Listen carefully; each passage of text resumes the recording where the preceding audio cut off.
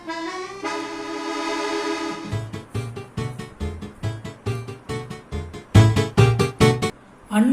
மாணவ செல்வங்கள் அனைவருக்கும் எனது முதற்கண் வணக்கம்.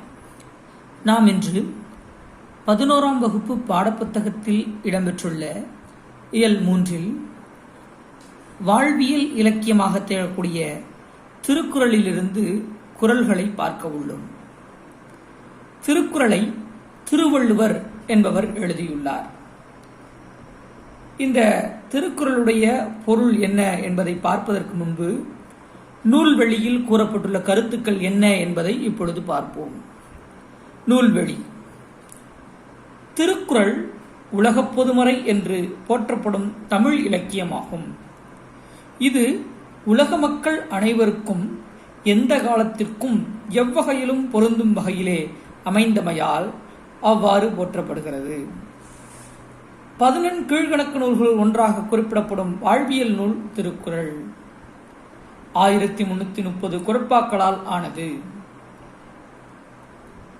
இந்நூல் உலகப் பொதுமறை, பொய்யாமொழி, வாயுரை வாழ்த்து, முப்பால், திருக்குறள், தெய்வ நூல் என பல பெயர்களால் அழைக்கப்படுகிறது. இப்பாடல்கள் அனைத்தும் குறள் வெண்பா என்னும் பாவகையால் ஆனது. பாவின் வகையை தன் பெயராக கொண்டு உயர்வு விகுதியான திரு என்னும் அடைமொழியுடன் திருக்குறள் என்று அழைக்கப்படுகிறது. 7 சீர்களில் வாழ்வியல் நெறிகளை பேசும் இந்நூல் உலக மொழிகள் பலவற்றுள் மொழிபெயர்க்கப்பட்டுள்ளது. திருக்குறளுக்கு 10 பெயருடைய உரை இருப்பதாக பழங்கால பாடல் ஒன்று கூறுகிறது. அவர்கள் யார் என்றால் பரிமேழகர், மணக்குடவர், காலிங்கர், பருதி, பரிப்பெருமாள், தருமர், தாமத்தர், நச்சர், திருமலையர், மல்லர் ஆகியோராவர். நாளது வரையிலும் பலர் உரை எழுதும் சிறப்பு பெற்ற நூல் திருக்குறள். திருக்குறளுடைய சிறப்பை விளக்க பல புலவர்கள் பாடிய பாடல்களால் தொகுக்கப்பட்ட நூலே திருவள்ளுவ மாலை என்பதாகும்.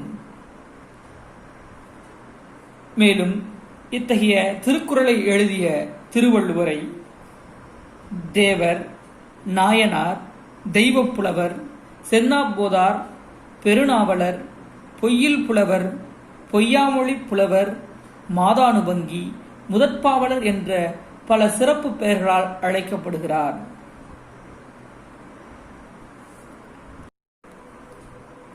உலகப் பொதுமறையாய் விளங்கும் திருக்குறளானது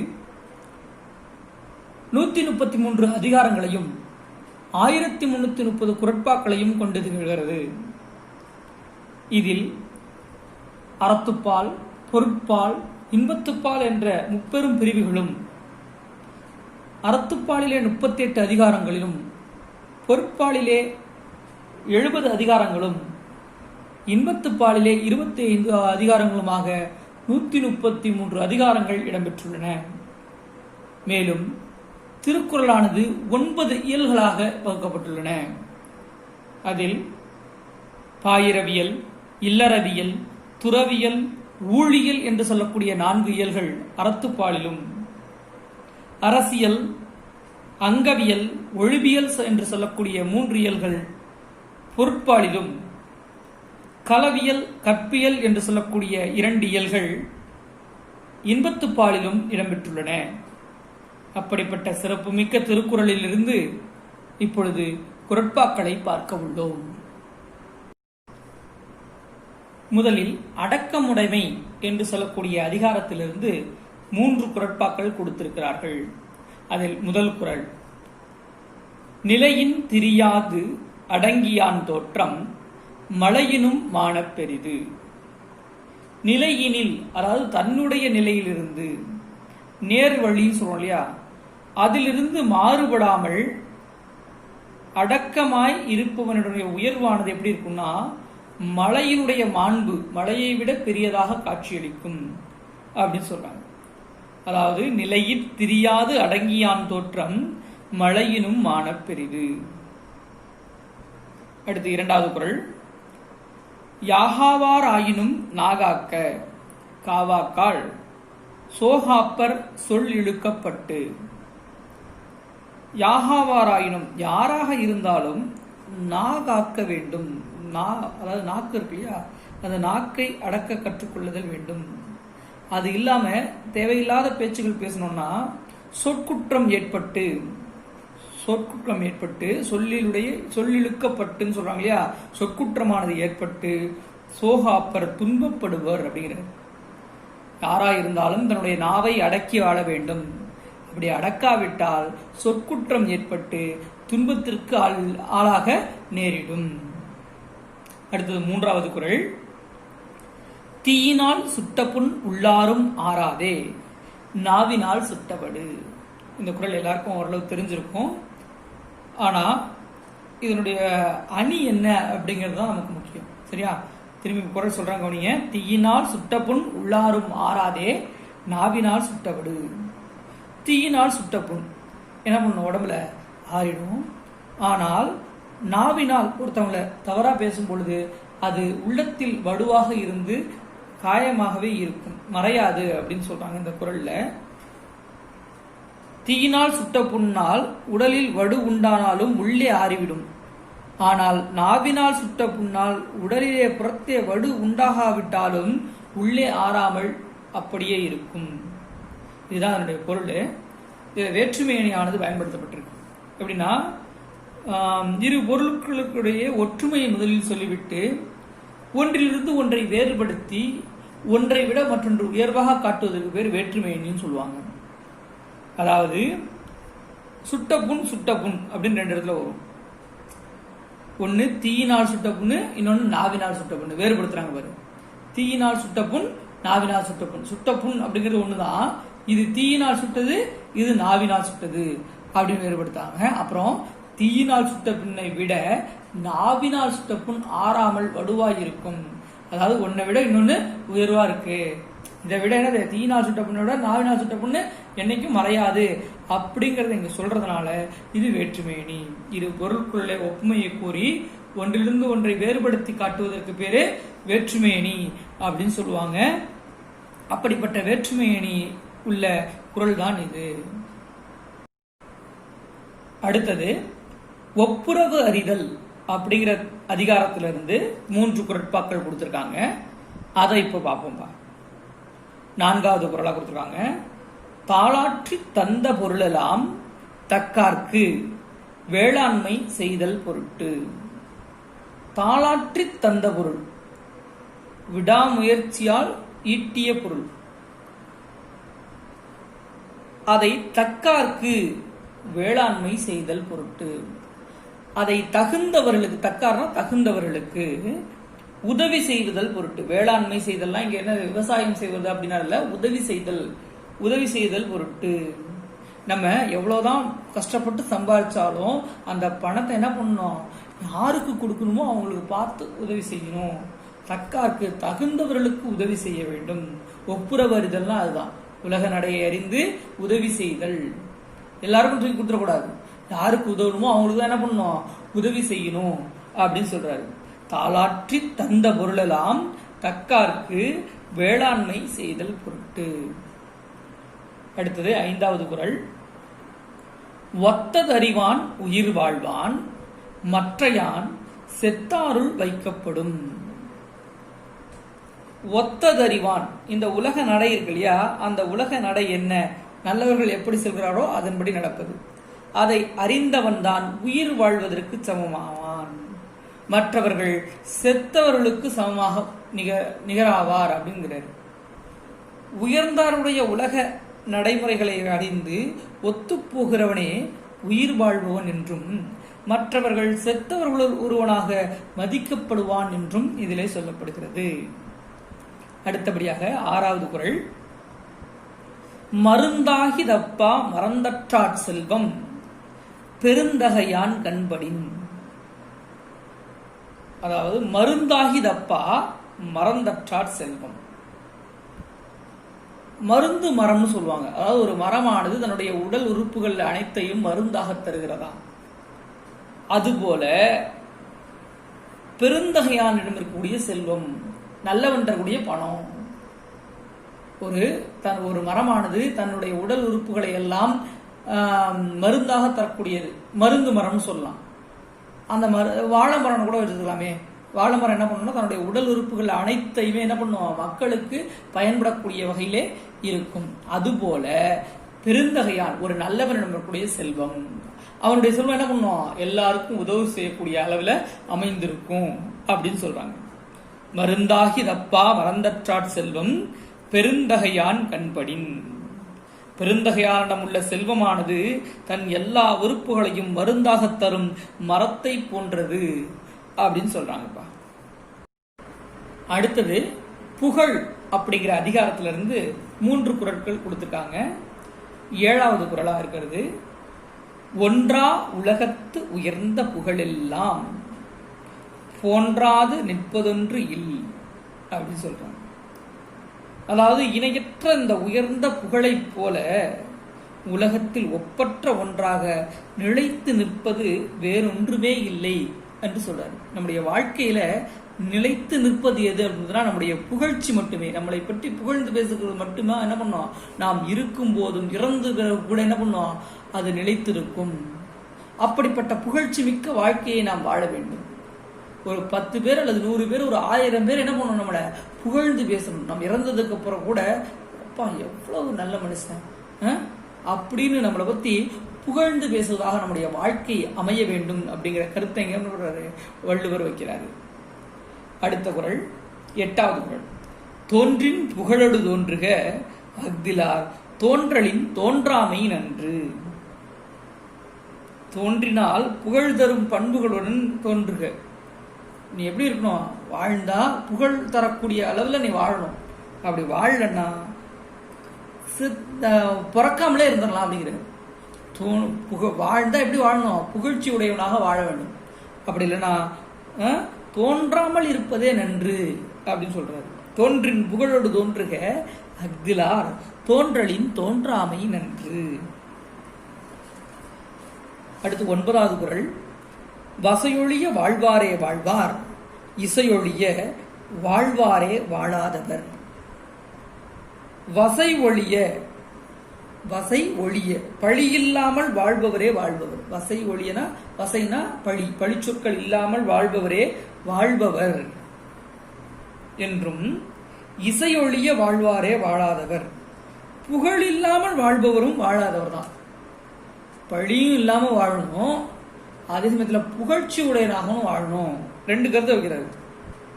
பழி இல்லாமல் வாழ்பவரே வாழ்பவர் என்றும், புகழ் இல்லாமல் வாழ்பவர் வாழாதவர் என்றும் சொல்கிறார். புரிஞ்சிருக்கும்னு நினைக்கிறேன். அடுத்தது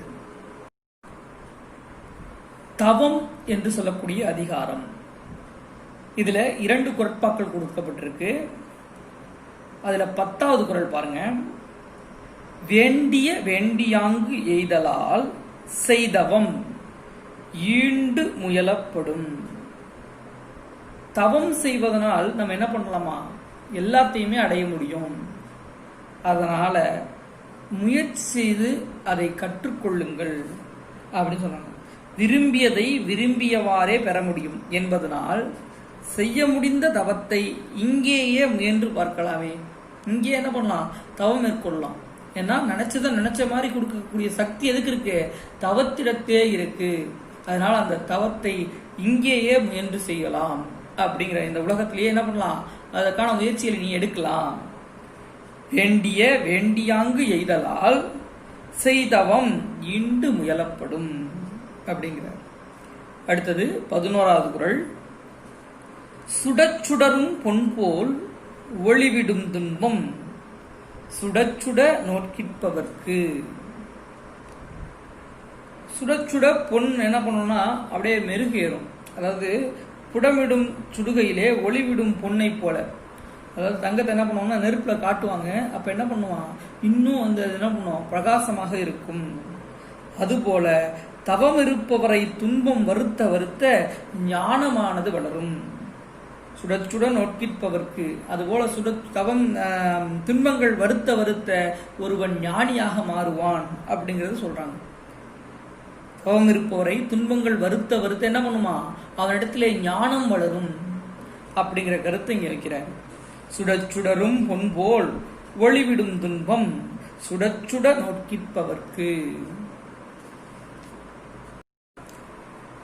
அடுத்தது நிலையாமை என்று சொல்லக்கூடிய அதிகாரம். அதிலிருந்து 3 குறட்கள் கொடுக்கப்பட்டிருக்கு. நம்முடைய வாழ்க்கை எதுவுமே நிலையானது அல்ல என்பதனை வலியுறுத்துவதாக இந்த குறட்பாக்கள் இடம்பெற்றிருக்கிறது. 12வது குறள். நாச்சற்று விக்கள் மேல் வாராமுன் நல்வினை மேற்சென்று செய்யப்படும்.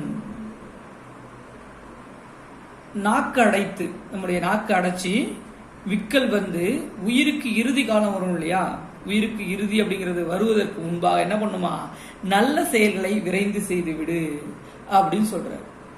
நாச்சற்று விக்கல் மேல் வாராமுன் நல்வினை, நல்ல செயல்களை மேற்சென்று செய்யப்படும். விரைந்து இப்பயே நீ நல்ல செயல்களை செஞ்சிட, நீ உயிர் வாழும் போதே விரைந்து என்ன பண்ண, நல்ல செயல்களை செஞ்சிரு. ஏன்னா கண்டிப்பா நாச்சற்று விக்கல் முன் வாரும். ஒரு உயிர் இழப்பு அப்படிங்கிறது கண்டிப்பா உன்னிடத்துல இருக்கதான் செய்யும். அப்படி இருக்கிறதுனால இந்த வாழ்க்கை அப்படிங்கிறது நிலையானது அல்ல. அதனால நீ இருக்கும்போது என்ன பண்ண, மற்றவங்களுக்கு நல்லது செஞ்சிட அப்படிங்கிற மாதிரி இந்த குறள் அமைஞ்சிருக்கு. அடுத்தது 13வது குறள். நெருநல் உளவொருவன் இன்றில்லை என்னும் பெருமை உடைத்து இவ்வுலகு. இது எல்லாருக்குமே தெரிஞ்ச உலகுதான். நேற்று இருந்தவன் இன்னைக்கு இல்லை என்னும் நிலையாமை பெருமை உடையது இந்த உலகம். நிலையாமையினுடைய யாருமே சரி இன்னைக்கு இருந்தவன் நாளைக்கு இருக்க போறதில்லை அப்படிங்கிற தன்மை, நிலையாமையை வலியுறுத்துவதாக இந்த உலகமானது இயங்குகின்றது அப்படின்னு சொல்றாரு. நெருநல் உளவொருவன், நேற்று இருந்தவன் இன்னைக்கு இல்லை என்னும் பெருமை உடைத்து இவ்வுலகம் என்னும் நிலையாமை பெருமையை உடையது இந்த உலகம் அப்படிங்கிற கருத்தை இங்க வச்சிருக்காரு. அடுத்தது 14வது குறள்.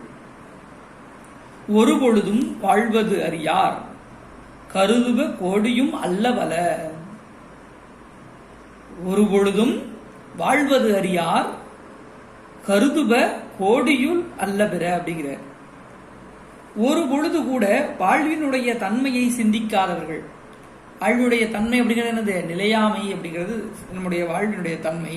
இதை சிந்திக்காதவர்கள் அவர்களுடைய எண்ணங்கள் கோடி அல்ல, அதை விட அதிகமானது, இன்னும் அதிகம் அப்படிங்கிறார். அதாவது நிலையாமை அப்படிங்கிறத பத்தி சிந்திச்சுட்டான்னா வேற எதையுமே என்ன பண்ணுவான், அவனுடைய எண்ணங்கள்ல வராது.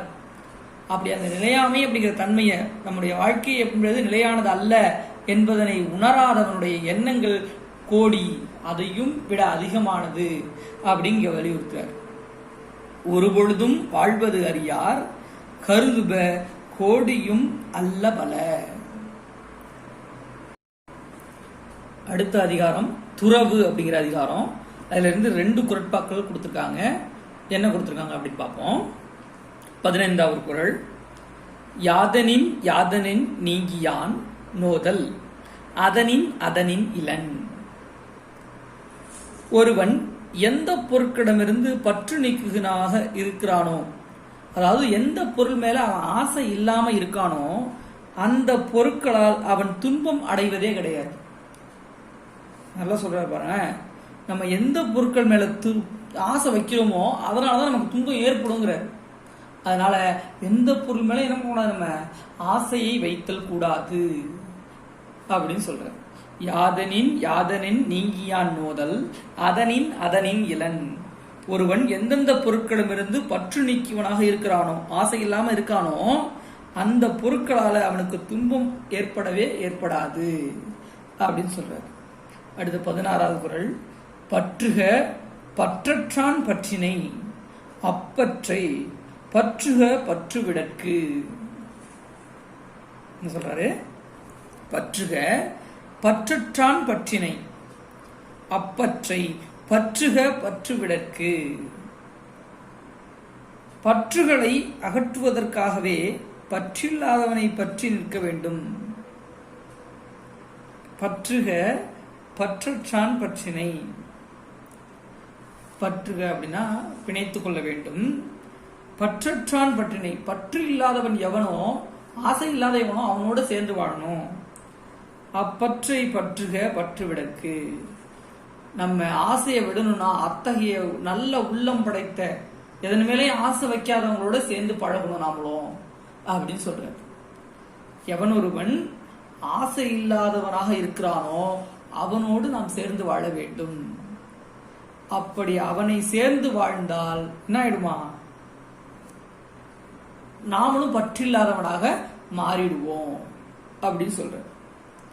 பற்றுக பற்றற்றான் பற்றினை அப்பற்றை பற்றுக பற்று விடற்கு.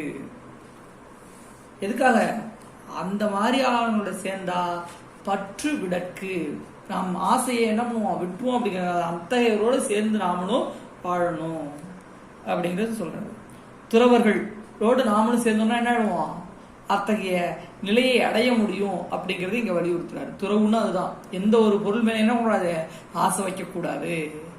அப்படி ஆசை வைக்காதவங்க இருக்காங்க இல்லையா, அவர்களோடு நாம சேர்ந்தோம்னா நம்மளுக்கும் என்ன வராது, அந்த மாதிரியான எண்ணங்கள் வராது அப்படிங்கறத இங்க வலியுறுத்துறாரு. அடுத்த அதிகாரம் அவா அறுத்தல். அவா அறுத்தல் அப்படின்னு அவா அப்படின்னா ஆசை அப்படின்னு அர்த்தம். ஆசையை நீக்குதல் அப்படிங்கிற அதிகாரத்துல இருந்து 2 குறட்பாக்கள் கொடுக்கப்பட்டிருக்கு. 17வது குறளை பாருங்க. இன்பம் இடையராது ஈண்டும் அவா வெண்ணும் துன்பத்துள் துன்பம் கெடின். என்ன சொல்றாரு? இன்பம் இடையராது ஈண்டும். இன்பம் இடைவிடாது வருமா? எப்பொழுது? அவா என்று சொல்லக்கூடிய துன்பத்துள் துன்பம் கெடின். அவா என்று சொல்லக்கூடிய அவான ஆசை என்னும், அவான பேராசை, அந்த பேராசை என்னும் பெருந்துன்பம் தொலைந்து போனால், கெடின் கெடின்னா தொலைந்து போனா நம்ம கிட்ட என்ன பண்ணுவோம், இன்பம் அப்படிங்கிறது இடைவிடாது வரும் அப்படின்னு சொல்றாரு. பேராசை என்னும் பெருந்துன்பம் தொலைந்து போனால் இன்பம் இடைவிடாமல் வரும். இன்பம் இடையராது இண்டும் அவாவென்னும் துன்பத்துள் துன்பம் கெடின். அடுத்தது 18வது குறள். ஆரா இயற்கை அவா நீப்பின் அந்நிலையே பேரா இயற்கை தரும். ஆறாத இயற்கை அவா நீப்பின், ஒரு காலம் நிறைவு செய்யவே முடியாதது என்னன்னா நம்மளிடம் இருக்கக்கூடிய ஆசை அப்படிங்கிற குணம். ஒரு காலம் நிறைவு செய்ய முடியாத இயல்புடைய ஆசையை, அத்தகைய ஆசை என்ன பண்ணணும், நம்ம விட்டொழித்தல் வேண்டும். அவாவை நீப்பின் அந்நிலையே, அப்பவே என்ன பண்ணுமா, இன்பம் இயல்பாய் வரும், பேரா இயற்கை தரும். ஒருபோதும் நம்மிடம் இருக்கக்கூடிய ஆசை அப்படிங்கிற குணத்தை என்ன பண்ண முடியாதான், அதை நிறைவு செய்யவே முடியாது. உதாரணமா 1000 ரூபாய் சம்பாதிக்கிறவன் 10,000 ரூபாய் சம்பாதிக்கணும்னு ஆசைப்படுவான். 10,000 ரூபாய் சம்பாதிக்கிறவன் 1 லட்ச ரூபாய் சம்பாதிக்கணும்னு ஆசைப்படுவான். 1 லட்ச ரூபாய் வச்சிருக்க என்ன பண்ணுவான், 10 கோடி ரூபாய் சம்பாதிக்கணும்னு ஆசைப்படுவான். அதனால ஆசை என்பதை நம்மளால நிறைவு செய்யவே முடியாது. அத்தகைய ஆசையை எவனொருவன் விட்டொழிக்கிறானோ அத்த நிமிடமே இயல்பாக இன்பம் நம்மிடத்திலே அமைந்துவிடும் அப்படின்னு சொல்றாங்க. அதனால ஆசையை விட்டொழிக்க வேண்டும் அப்படிங்கிறத இந்த குறள் மூலமா வைக்கிறார்ப்பா. ஆரா இயற்கை அவா நீப்பின் அந்நிலையே பேரா இயற்கை தரும். அடுத்த அதிகாரம் வலியறிதல் அப்படிங்கிற அதிகாரம். இதுல 4 குறட்பாக்களானது கொடுக்கப்பட்டிருக்கு. அதை பத்தி இப்ப பார்க்க போறோம். வலியறிதல் அப்படின்னா வலிமையை அறிதல், தன்னுடைய வலிமை என்ன என்பதை அறிந்து அதற்கேற்றாற்போல் செயல்பட வேண்டும். அதை மையமாக வைத்து இந்த அதிகாரமானது எழுதப்பட்டிருக்கு. அதுல இருந்து 4 குறட்களை இப்ப நம்ம பார்க்க போறோம். 19வது குறள். வினை வழியும் தன் வழியும் மாற்றான் வழியும் துணை வழியும் தூக்கிச் செயல். நாம் ஃபர்ஸ்ட் வினை வழி அப்படின்னா செயலினுடைய வலிமை. தன் வலிமை, தன்னோட வலிமை என்ன? மாற்றான், நம்முடைய எதிரியினுடைய வலிமை, பகைவனுடைய வலிமை என்ன? துணைவனினுடைய வலிமை, அதாவது நமக்கு துணையா எத்தனை பேர் இருக்காங்க, அவங்களுக்கு துணையா எத்தனை பேர் இருக்காங்க, இதையெல்லாம் தெரிந்து என்ன பண்ணணுமா, நம்ம வந்து ஒரு செயலை செய்யணும். வினை வழியும், ஒரு போர் நடக்குது அப்படின்னாவே இந்த 4ஐயும் நம்ம யோசிச்சு பார்க்கணும். என்னன்னா வினை வழி, செயலினுடைய வலிமை என்ன அப்படிங்கறத பார்க்கணும். அடுத்தது தன் வலிமை, தன்னோட வலிமை என்னன்னு பார்க்கணும். அடுத்தது மாற்றான்னா பகைவன், நம்முடைய எதிரியோட வலிமை என்ன அப்படின்னு பார்க்கணும். அடுத்தது துணை வலிமை, துணை வலிமைனா நமக்கு எத்தனை பேர் துணையா இருக்காங்க, அவங்களுக்கு எத்தனை பேர் துணையா இருக்காங்க, இதையெல்லாம் சீர்தூக்கி நம்ம என்ன பண்ணணும், செயல்படணும். அதெல்லாம் சரி செய்து அதெல்லாம் கரெக்டா இருக்கா, இதை நம்ம ஜெயிக்க முடியுமா அப்படின்னு பார்த்துட்டு அதுக்கப்புறம் தான் நம்ம என்ன பண்ணணும், அந்த செயலை செய்ய வேண்டும். வினை வழியும் தன் வழியும் மாற்றான் வழியும் துணை வழியும் தூக்கிச் செயல் அப்படின்னு சொல்றார். அடுத்தது 20வது குறள். அமைந்தான் ஒழுகான் அளவறியான் தன்னை வியந்தான் விரைந்து கெடும். அமைந்தான் ஒழுகான் அப்படின்னா மற்றவருடன் ஒத்து போகாதவன். அடுத்து அளவறியான் தன்னை, அளவறியாதவனா தன்னுடைய வலிமை அறியாதவன் அளவறியான். வியந்தான், தன்னை வியந்தான். அடுத்தது தன்னை பத்தி புகழ்ந்து பேசுறவன் இவன் விரைந்து கெடுவான். நல்லா ஞாபகம் வச்சுக்க, இந்த 3 ஒருத்தவன்கிட்ட இருக்கக்கூடாது. என்னென்ன, மற்றவருடன் ஒத்து போகாதவன், எல்லார்ட்டையும் என்ன பண்ணணும், நம்ம ஒத்து போகணும். தன்னுடைய வலிமையை அறியாதவன், தன்னுடைய வலிமை என்னன்னு நமக்கு தெரிஞ்சிருக்கணும். தன்னையே பெருமையாக நினைப்பவன், தன்னையே நம்ம யாரும் எப்பயும் என்ன கூடாது, புகழ்ந்து பேசிட்டே இருக்கக்கூடாது. அப்படி இந்த 3ஐயும் எவன் ஒருத்தன் செய்யாம இருக்கானோ அவன் சீக்கிரம் கெட்டுவான். சொல்றாரு, அமைந்தாங்கொழுகான் மற்றவரிடம் ஒத்து போகாதவன், அளவறியாதான் தன்னுடைய வலிமை என்ன என்பதை அறியாதவன், தன்னை வியந்தான் தன்னை பற்றி பெரிதா நினைப்பவன் இவன் விரைந்து கெடுவான். அமைந்தாங்கொழுகான் அளவறியான் தன்னை வியந்தான் விரைந்து கெடும். அடுத்தது 21வது குறள். பீலிப்பேய் சாகாடும் அச்சிறும் அப்பண்டம் சால மிகுத்து பெயின். 10வதுலயே நம்ம இந்த குறளை படிச்சிருக்கோம். ரொம்ப முக்கியமான குறளும் கூட. இது என்னன்னா பிரிது மொழிதல் அணிக்கு முக்கியமானது. அதாவது இதுல இருக்கக்கூடிய செய்தி ஒண்ணு சொல்லும், இதை வச்சு என்ன பண்ணும், உட்பொருள் ஒண்ணு தெரிஞ்சுக்கிற மாதிரி. பிரிது மொழிதல் அணி, சரியா? பீலிப்பேய், பீலிப்பேய்னா மயிலிறகு, மயிலிறகு. சாகாடும் அச்சிறும் அப்பண்டம், மயிலிறகு மென்மையானதுதான், இருந்தாலும் அதை குறிப்பிட்ட அளவுக்கு மேல ஒரு வண்டியில ஏத்துறோம், சரியா? 1 கட்டி ஏத்தலாம், 2 கட்டி ஏத்தலாம், 3 கட்டி ஏத்தலாம், 10,000 கட்டி ஏத்தலாம், 20,000 கட்டி ஏத்தலாம். என்ன வேணும், அதனுடைய அச்சாணி என்ன வேணும், முறிந்து போயிடும். அதை உணரணும். அது போலதான் சால மிகுத்து பெயின், மயிலிறகுதான் என்றாலும் ஒரு குறிப்பிட்ட அளவுக்கு மேல அதை வண்டியில ஏத்துனா அதனுடைய அச்சாணி என்ன ஆயிடும், முறிந்து போய்விடும். இதுதான் இந்த பாடலுடைய செய்தி. இதுக்குள்ள உள்ள பொருள் என்ன இருக்கு, எவ்வளவுதான் வலிமையானதாலும் தன்னுடைய எதிரியினுடைய வலிமை அதிகமாக அதிகமாக என்ன பண்ணுவான், தான் விரைந்து, அதாவது எதிரியினுடைய வலிமைகள் சேரும் பொழுது வலிமையானவனாக இருந்தாலும் என்ன பண்ணுவாங்க, நம்ம தோத்து போறதுக்கான வாய்ப்புகள் இருக்கு அப்படிங்கிறத சொல்லும் இந்த குறள். பீலிப்பேய் சாகாடும் அச்சிறும் ஒப்பண்டம் சால மிகுத்து பெயின். ஒரு பெரிய அரசன், அவன் பெரிய அரசன் தான், இருந்தாலும் பல சிற்றரசர்கள் ஒன்று கூடும் போது என்ன எல்லாம் அவன் தோற்பதற்கான வாய்ப்புகள் அதிகம் அப்படிங்கிறத மையப்படுத்தி இந்த குறளானது அமைஞ்சிருக்கும். அடுத்தது 22வது குறள் பாருங்க. அளவறிந்து வாழாதான் வாழ்க்கை உலபோல இல்லாகி தோன்ற கெடும். அளவறிந்து வாழாதான், தன்னிடம் உள்ளவற்றை அளவையுடைய அறிந்து வாழாதவனுடைய வாழ்க்கையானது எப்படி இருக்கும்னா உள்ளது போல தோன்றி கெடும். உள்ளது மாதிரி இருக்கும், ஆனா டக்குன்னு மறைஞ்சு விடும். ஒருத்தன் தன்கிட்ட இருக்கக்கூடிய பணத்தை வச்சு என்ன பண்ணணும், ஆடம்பரமா வாழ்றான் அப்படின்னா உள்ளது போல இருக்கும், திடீர்னு என்ன விடும், இருக்கிற இடம் தெரியாம போயிடுவான். தன்னிடம் உள்ளவற்றை அளந்து அதற்கான வாழ்க்கையை வாழ்பவன் அப்படி ஆமாட்டான். தன்னிடம் உள்ள பொருளை அறிந்து இவ்வளவுதான் இருக்கு, அதுக்கேற்ற மாதிரி தான் நம்முடைய வாழ்க்கையை அமைச்சுக்கணும் அப்படின்னு வாழ்றான் பத்தியா, அவன் என்றைக்குமே நிலைத்து வாழ்வான். அது இல்லாம ஆடம்பர செலவு செய்யறான் இல்லையா, அவன் என்ன பண்ணுவான், இருக்கிற மாதிரி நல்ல ஆடம்பரமா வாழ்ற மாதிரி தெரியும், ஆனா கொஞ்ச நாள்லயே என்ன பண்ணுவான், இருக்கிற இடம் தெரியாம போயிடுவான் அப்படிங்கிறத வலியுறுத்துது இந்த பாடல். அளவறிந்து வாழாதான் வாழ்க்கை உலபோல இல்லாகி தோன்ற கெடும். அடுத்தது காலமறிதல் அப்படின்னு சொல்லக்கூடிய அதிகாரம். இந்த காலமறிதல் அப்படிங்கிற அதிகாரத்துல 4 குறட்பாக்கள் கொடுக்கப்பட்டிருக்கு. அதை பத்தி இப்போ பார்ப்போம். 23வது குறள். அருவினை என்ப உளவோ கருவியான் காலம் அறிந்து செயல். அறிவினை செய்ய முடியாத அரிய செயல்கள் அப்படின்னு ஒண்ணுமே கிடையாது. எப்போ கருவியான் காலம் அறிந்து செயல், அதற்கேற்ற நாம் செய்யக்கூடிய செயலுக்கேற்ற கருவிகளும் அதற்கேற்ற காலமும் இருந்தால் செய்ய முடியாத செயல் அப்படிங்கிறது ஒண்ணுமே இல்லை அப்படிங்கிறது சொல்றார். உரிய கருவிகளுடன் தக்க காலம் அறிந்து செய்தால் அரிய செயல்கள் என்று ஒன்றுமே இல்லை. அறிவினை என்ப உளவோ கருவியார் காலமறிந்து செய்யின். அடுத்து 24வது குறள். ஞாலம் கருதினும் கைகூடும், காலம் கருதி இடத்தார் செய்யின். ஞாலம்னா உலகம், உலகத்தையே அடைய நினைச்சாலும் என்ன பண்ணலாமா, அடைஞ்சிடலாம். அதற்கேற்ற காலம் கருந்தி இடத்தை பொழுது செறிந்து செயல்பட வேண்டும்.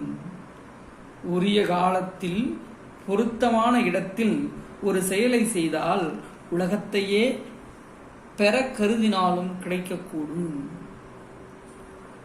ஞாலம் கருதினும் கைகூடும், காலம் கருதி இடத்தார் செய்யின். அடுத்தது 25வது குறள். காலம் கருதி இருப்பர் கலங்காது ஞாலம் கருதுபவர்.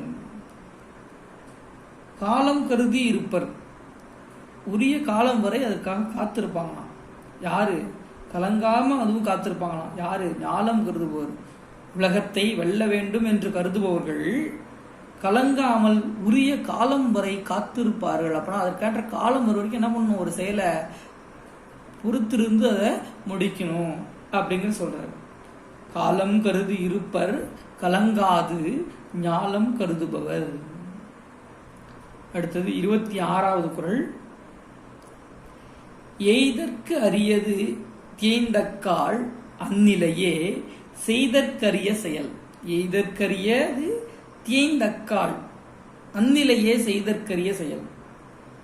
கிடைத்தற்கரிய அந்த காலம் வாய்த்தால், அந்த வாய்ப்பு வந்துருச்சு, உடனே என்ன பண்ணணுமா, அப்போதே முடிப்பதற்கு அரிய செயலை செய்து முடித்து வேண்டும். அதுக்கான காலம் வந்துச்சுன்னு வச்சுக்கேன், அந்த செயலை என்ன பண்ணணுமா, விரைந்து செய்து முடித்து விடுதல் நல்லது. அதை தள்ளி போடக்கூடாது. சரியா? எய்தற்கு அரியது தேய்ந்தக்கால்,